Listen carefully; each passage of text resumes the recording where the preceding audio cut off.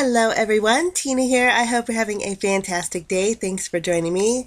I'm excited to share with you one of the brand new products from the new release from C&CT called Blossoms and Butterflies.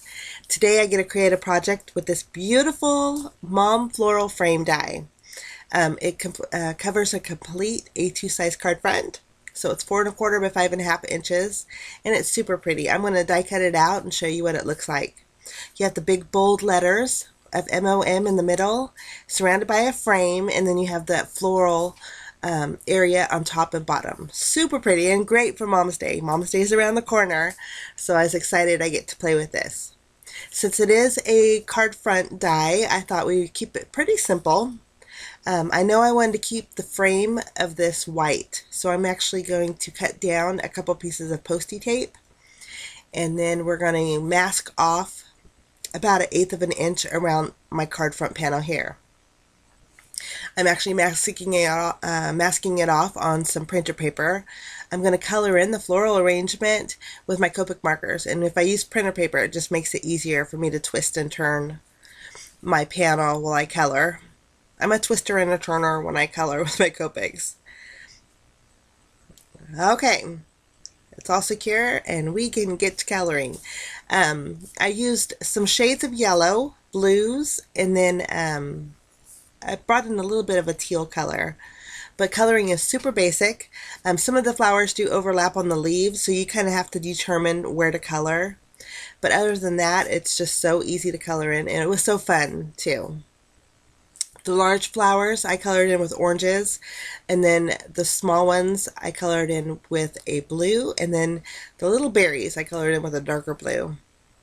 Now once my panel is all colored in, to save a little bit of time, I just skipped the coloring, but I decided to add some black detail with my marker here. It's a fine tip marker, and I'm just adding a little bit of black detail around the center of my yellow flowers.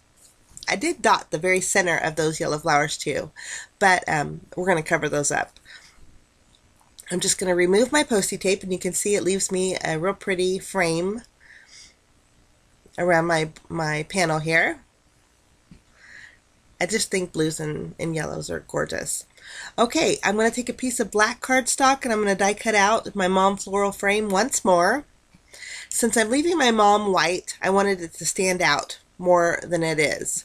So I thought if we would offset our black panel on the white panel, it would really make it stand out. I'm just going to use my glue going around all the edges, and then the greenery too on my panel, and then we're going to offset it towards the right, just so a little hint of that black is peeking out, and it's really going to make it stand out. There we go, you can see here. Okay, there's a little edge overhanging, so I'm going to take my scissors and just trim off the excess here.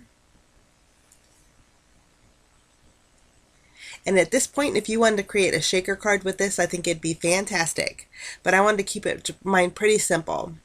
I'm taking some very thin strips of foam tape, and I'm going around my entire frame, and then also any area that does not have an opening. So I kind of went a little heavy, but I didn't want my panel to sag.